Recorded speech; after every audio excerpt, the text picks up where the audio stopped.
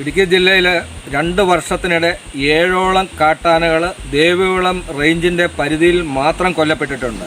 അതിൽ കഴിഞ്ഞ ദിവസം ചക്കക്കൊമ്പനും മുറിവാലിനും തമ്മിൽ ഏറ്റുമുട്ടിയ ഒരു റെയർ കേസ് ഒഴിച്ചാൽ ബാക്കിയെല്ലാം തന്നെ അമിത പ്രവാഹമുള്ള കരണ്ട് ഫെൻസിങ്ങിലേക്ക് കടത്തിവിട്ട് ആന വരുന്ന വഴിക്ക് ഉള്ള ഇതിലേക്ക് ലൈൻ വലിച്ച് അതിനെ കരണ്ട് അടുപ്പിച്ച് കൊന്ന ചരിത്രമുണ്ട്.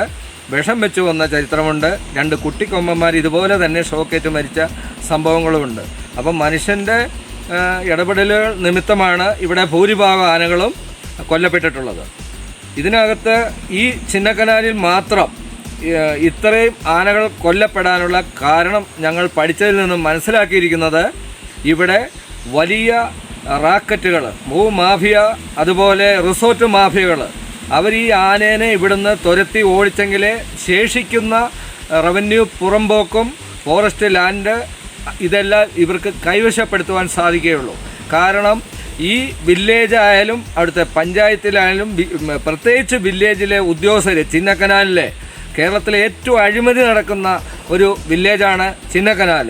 കാരണം മടി നിറച്ച് പൈസയായിട്ട് വരുന്ന ആളുകൾക്ക് ഇവിടെ പട്ടയം, കൃത്രിമ പട്ടയം ഉണ്ടാക്കി കൊടുക്കുക, സർക്കാരിൻ്റെ റവന്യൂ ഭൂമി ഇവർ ലക്ഷങ്ങൾ കൈക്കൂലി മേടിച്ച് ആ ലാൻഡ് ഇവർക്ക് കൃത്രിമ രേഖയുണ്ടാക്കി പട്ടയമുണ്ടാക്കി അദൃശ്യ വ്യക്തിയുടെ പേരിൽ കരോ അടച്ച് ഇവർക്ക് കൊടുക്കുന്ന ഒരു പ്രത്യേക സംവിധാനമാണ് ചിന്നക്കനാൽ കേന്ദ്രീകരിച്ച് നടക്കുന്നത്.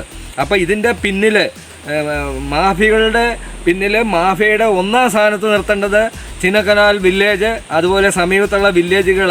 ടൂറിസ്റ്റ് ഏറ്റവും പ്രധാനം, കേരളത്തിലെ പ്രധാനപ്പെട്ട ടൂറിസ്റ്റ് മേഖലയാണ്, സുന്ദരമായ പ്രദേശമാണ് ചിന്നക്കനാൽ. അപ്പോൾ ഇവിടുത്തെ വില്ലേജിലെ ഉദ്യോഗസ്ഥരെ അറിയാതെ ഇവിടുത്തെ റിസർവ് വനമായാലും ഫോറസ്റ്റ് ലാൻഡായാലും റവന്യൂ പുറമ്പോക്കും ഇവിടുന്ന് 1 ഇഞ്ച് പോലും കയ്യേറാൻ സാധിക്കില്ല.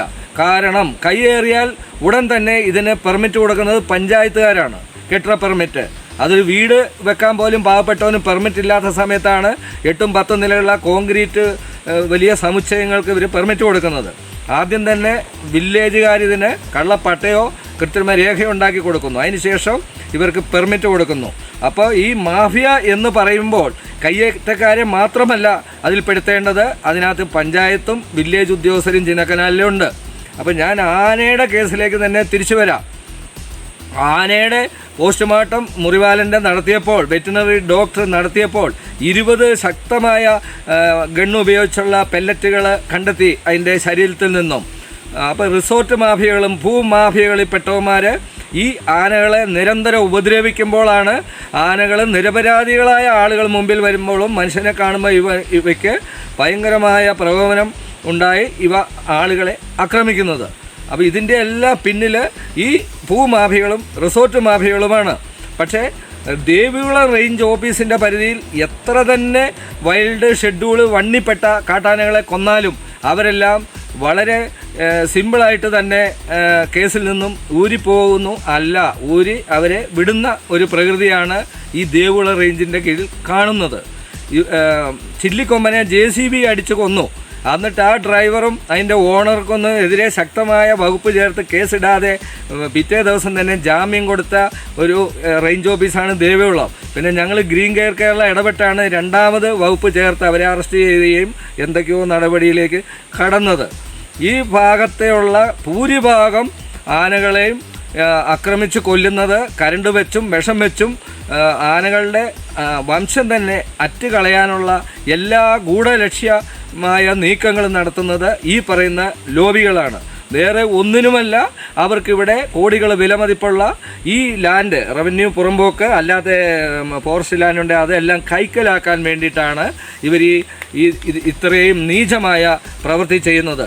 അതുകൊണ്ട് ചിന്നക്കനാൽ കേന്ദ്രീകരിച്ച് തോക്കുള്ളവരുണ്ട്, എയർ ഗണ്ണുള്ളവരുണ്ട്. ഇതിനെ എല്ലാം ഉടൻ തന്നെ പോലീസും ഫോറസ്റ്റും ഇടപെട്ട്, ഉയർന്ന ഉദ്യോഗസ്ഥർ ഇടപെട്ട് സെർച്ച് ചെയ്യുകയും അവരെല്ലാം അറസ്റ്റ് ചെയ്തിട്ട് ആരാണ് ഈ ആനകളെ ഷൂട്ട് ചെയ്തതെന്നും, നായാട്ടിന് തുല്യമല്ല, നായാട്ട് തന്നെയാണ് ഒരു ഷെഡ്യൂൾ വണ്ണിപ്പെട്ട ഒരു മൃഗത്തിനെതിരെ കല്ലെറിഞ്ഞാൽ പോലും നിയമമുണ്ട് അതിന് എടുക്കാൻ. ആ വകുപ്പിട്ട് എന്തിയാ ഫോറസ്റ്റ് ഡിപ്പാർട്ട്മെൻറ്റ് എടുക്കാത്തത്?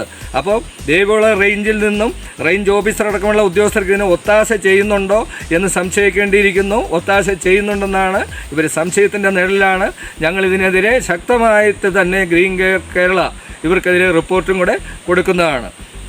അതുകൊണ്ട് ശേഷിക്കുന്ന ആനകളെങ്കിലും ഇനി സംരക്ഷിച്ചില്ലെങ്കിൽ അവിടുത്തെ പച്ചപ്പും അവശേഷിച്ച് ടൂറിസവും നിൽക്കുന്ന രീതിയിലാണ്. കാരണം കോൺഗ്രസ് ടൂറിസം എല്ലായിടത്തും പരീക്ഷിച്ച് ഏതാണ്ട് ഇതുപോലുള്ള ആർത്തി പൂണ്ടവന്മാർ കയറി നല്ല പ്രകൃതിയെല്ലാം നശിപ്പിച്ച് അത് നശിച്ച് അവിടെയെല്ലാം ടൂറിസം നിന്ന ഒരവസ്ഥയാണ് കാണാൻ സാധിക്കുന്നത്.